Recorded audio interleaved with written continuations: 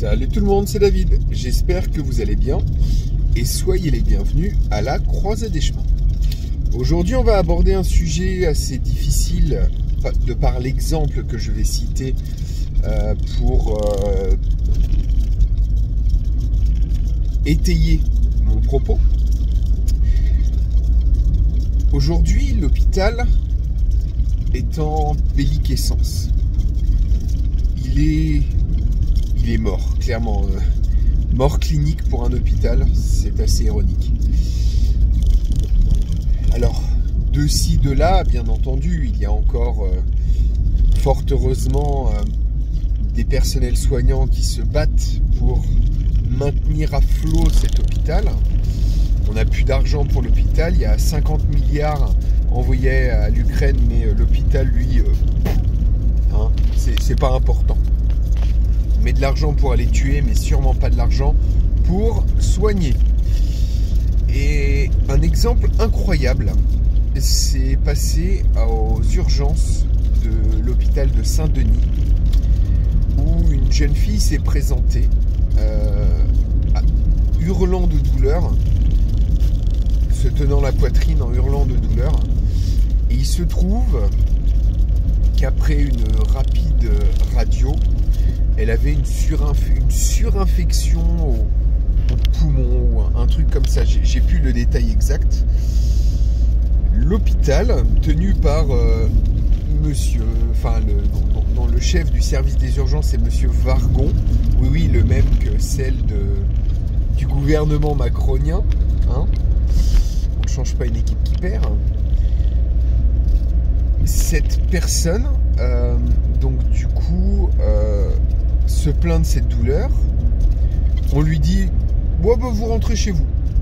Voilà, c'est un degré de jean-foutisme incroyable et une preuve en fait que l'hôpital est saturé, qu'on ne prend plus soin des patients.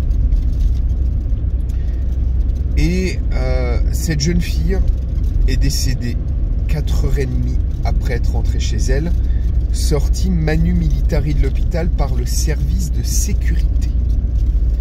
C'est-à-dire qu'elle ne voulait pas partir, elle sentait qu'il fallait qu'elle reste. 4h30 plus tard, cette jeune fille décédée. Elle n'avait même pas encore 25 ans. Mon propos n'est pas de vous effrayer,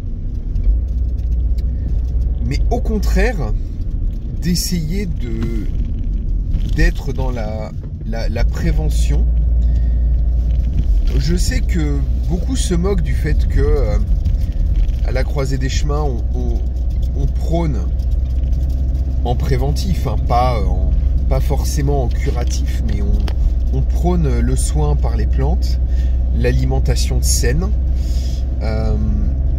la limitation de la consommation de viande, etc., etc.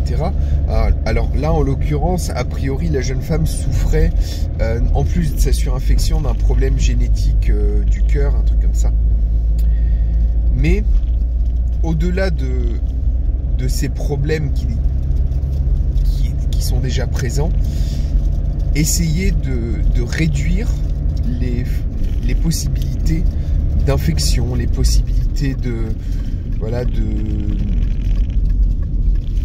en gros tout ce qui est possible en fait d'éviter, que ce soit par la prévention, la prudence, mettre des équipements de protection lorsque l'on bricole, tout ce qui peut vous éviter les situations dangereuses.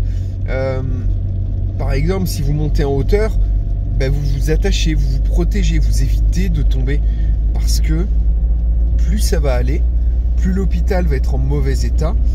Et le meilleur moyen comme disait un grand ministre de notre pays, ex-premier ministre, le meilleur moyen de ne pas encombrer les urgences, c'est de ne pas tomber malade. Bon, vu le contexte où ça avait été prononcé, c'était un peu une grosse blague. Mais là, en l'occurrence, le fond de la phrase n'est pas idiot. Évitez de tomber malade, ça ne veut pas dire que vous ne tomberez pas malade, mais en tout cas, mettez toutes les chances de votre côté, car Aujourd'hui, l'hôpital fonctionne encore mal, mais il fonctionne. Et si demain, l'hôpital ne fonctionne plus, une simple coupure peut vous envoyer à la morgue. Si encore il y a des morgues, hein, peut-être à vous enterrer dans le fond du jardin. Mais ce que je veux dire par là, c'est il faut absolument que vous soyez très prudent, même déjà aujourd'hui, que vous preniez soin de votre santé, que vous passiez éventuellement, si vous avez des petits problèmes dentaires, médicaux, voilà, médicaux de quelque sorte que ce soit, essayez si possible de résoudre les problèmes avant que l'hôpital ou que les soins médicaux ne soient plus qu'un lointain souvenir. Voilà, je pensais à ça aujourd'hui parce que ça m'a beaucoup touché de me dire qu'une jeune femme de 24 ans puisse mourir ainsi à l'hôpital. C'est quand même signe que l'effondrement, ce n'est pas seulement l'effondrement total, ça peut aussi être un petit effondrement comme beaucoup d'entre nous peuvent vivre. Et là en l'occurrence, c'est tout sauf un petit effondrement, on est d'accord. Mais là en l'occurrence, ça reste un effondrement personnel.